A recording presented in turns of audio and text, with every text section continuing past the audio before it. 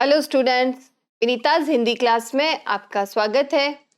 आज हम इस वीडियो में कक्षा 10 की पुस्तक संचयन का तीसरा और आखिरी पाठ टोपी शुक्ला का पाठसार पढ़ेंगे। टोपी शुक्ला राही मासूम रजा द्वारा रचित एक उपन्यास है और टोपी शुक्ला उपन्यास का एक मुख्य पात्र। आपकी पाठ्य पुस्तक में इस उपन्यास का केवल एक अंश मात्र दिया गया है, जिसे सार रूप में हम यहाँ पढ़ेंगे। तो लेट्स स्टडी पार्ट सार ऑफ टोपी शुक्ला।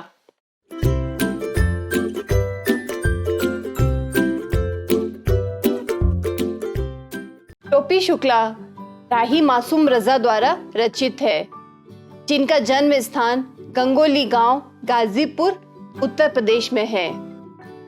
राही मासूम रजा का जन्म 1 सितंबर 1927 को हुआ था और उनका निधन 15 मार्च 1992 को हुआ था। प्रसिद्ध रचना में इनकी आती है धारावाहिक महाभारत की पटकथा और संवाद, और सैकड़ों फिल्मों की पटकथाएं इन्होंने लिखी है। 1979, 1986 और 1992 में इनको फिल्म फेयर सर्वश्रेष्ठ संवाद लेखन पुरस्कार से भी सम्मानित किया गया। इन्होंने कई कृतियां लिखी, जिसमें मुख्यतः आधा गांव, टोपी शुक्ला, हिम्मत जौनपुरी, कटरा बी आरजू, असंतोष के दिन, नया साल आदि प्रमुख है। ये तो था राही मासूम रजा का जीवन परिचय। अब पढ़ते हैं इस पाठ का परिचय। तो इस कहानी का या इस पाठ का शीर्षक ही है टोपी शुक्ला, और यह टोपी शुक्ला कहानी राही मासूम रजा द्वारा लिखे उपन्यास का एक अंश है। इस कहानी के माध्यम से लेखक ने बताया है कि बचपन में बच्चे को जहाँ से अपनापन और प्यार मिलता है वह वहीं रहना चाहता है। टोपी को बचपन में अपनापन अपने परिवार की नौकरानी और अपने मित्र की दादी माँ से मिलता है। वह उन्हीं लोगों के साथ रहना चाहता है।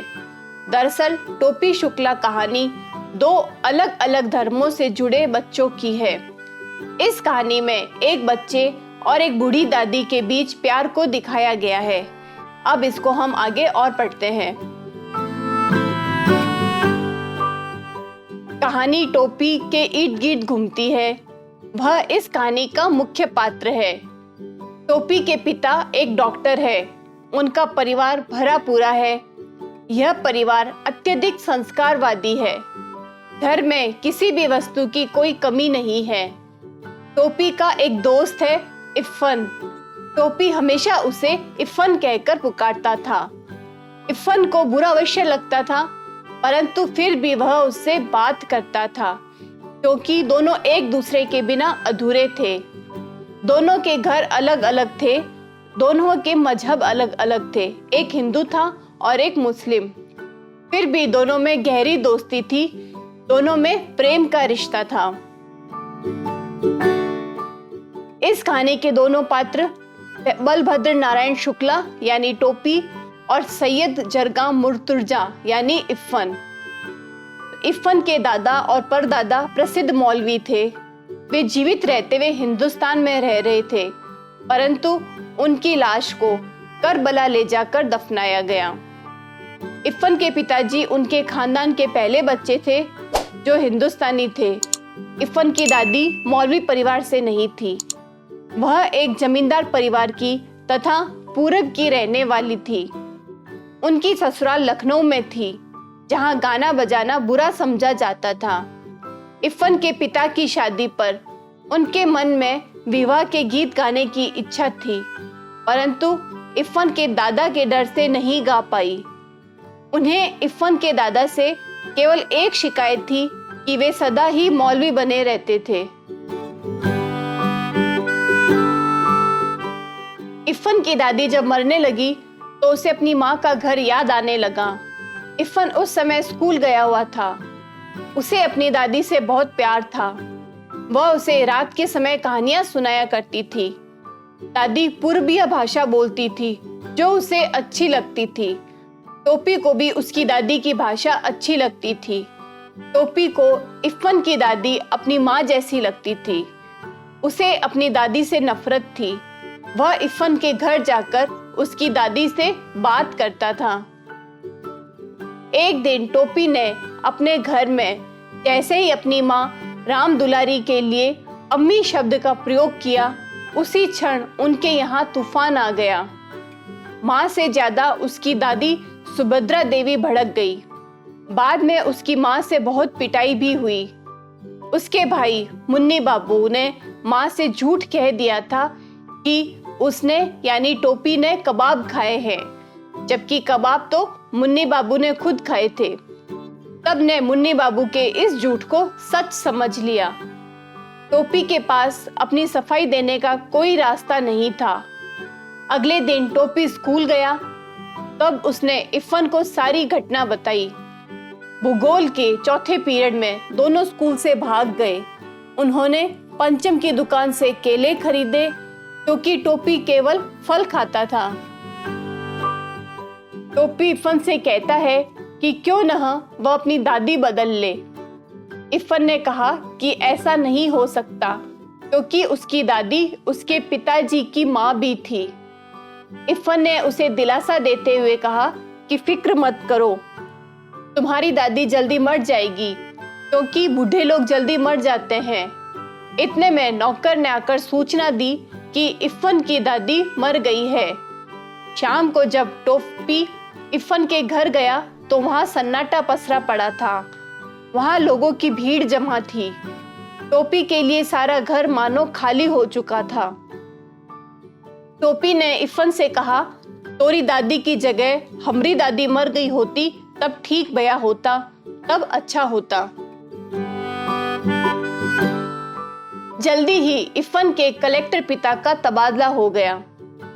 10 अक्टूबर सन 45 को टोपी ने कसम खाई कि आगे से किसी ऐसे लड़के से मित्रता नहीं करेगा जिसके पिता की नौकरी बदलने वाली हो। इफ़न के जाने के बाद टोपी अकेला हो गया। उस शहर के अगले कलेक्टर हरिनाम सिंह थे। उनके 3 लड़के थे। तीनों लड़कों में से कोई उसका दोस्त न बन सका। डब्बू बहुत छोटा था, बिल्लू बहुत बड़ा था और गुड्डू केवल अंग्रेजी बोलता था। उनमें से किसी ने टोपी को अपने पास फटकने न दिया। माली और चपरासी टोपी को जानते थे, इसलिए वह बंगले में घुस गया। उस समय तीनों लड़के क्रिकेट खेल रहे थे। उनके साथ टोपी का झगड़ा हो गया और डब्बू ने अल्सेशियन कुत्ते को टोपी के पीछे लगा दिया। टोपी के पेट में 7 सुइयां लगी तो उसे होश आया। फिर उसने कभी कलेक्टर के बंगले का रुख नहीं किया। इसके बाद टोपी ने अपना अकेलापन घर की बुढ़ी नौकरानी सीता से दूर किया। सीता उसे बहुत प्यार करती थी। वह उसका दुख दर्द समझती थी। घर के सभी सदस्य उसे बेकार समझते थे। घर में सभी के लिए सर्दी में गर्म कपड़े बने, परंतु टोपी को मुन्नी बाबू का उतरा हुआ कोट मिला। उसने इसे लेने से इनकार कर दिया। उसने वह कोट घर की नौकरानी केतकी को दे दिया। उसकी इस हरकत पर दादी क्रोधित हो गई। उन्होंने उसे बिना गर्म कपड़े के सर्दी बिताने का आदेश दे दिया। टोपी 9वीं कक्षा में 2 बार फेल हो गया था, जिस कारण उसे घर में और अधिक डांट पड़ने लगी थी। जिस समय वह पढ़ने बैठता था, उसी समय घर के सदस्यों को बाहर से कुछ न कुछ मंगवाना होता था। स्कूल में भी उसे अध्यापकों ने सहयोग नहीं दिया। अध्यापकों ने उसके 9वीं में लगातार 2 साल फेल होने पर उसे नजरअंदाज कर दिया था। पिछले दर्जे के छात्रों के साथ बैठना उसे अच्छा नहीं लगता था। कोई भी ऐसा नहीं था जो उसके साथ सहानुभूति रखता, उसे परीक्षा में पास होने के लिए प्रेरित करता। घर और स्कूल में किसी ने भी उससे अपनापन नहीं दिखाया। उसने स्वयं ही मेहनत की और तीसरी श्रेणी में 9वीं पास कर ली। उसके 9वीं पास करने पर दादी ने कहा कि उसकी रफ्तार अच्छी है, तीसरे वर्ष में तीसरी श्रेणी में पास तो हो गए हो। तो स्टूडेंट्स, इस पाठसार से लेखक ने टोपी शुक्ला के माध्यम से हमें बताया कि अपनापन होने के लिए खून का रिश्ता होना या समान उम्र का होना जरूरी नहीं। कथानायक टोपी के अपनेपन की खोज पहले अपने दोस्त की दादी से और फिर घर की नौकरानी सीता के रूप में पूरी होती है।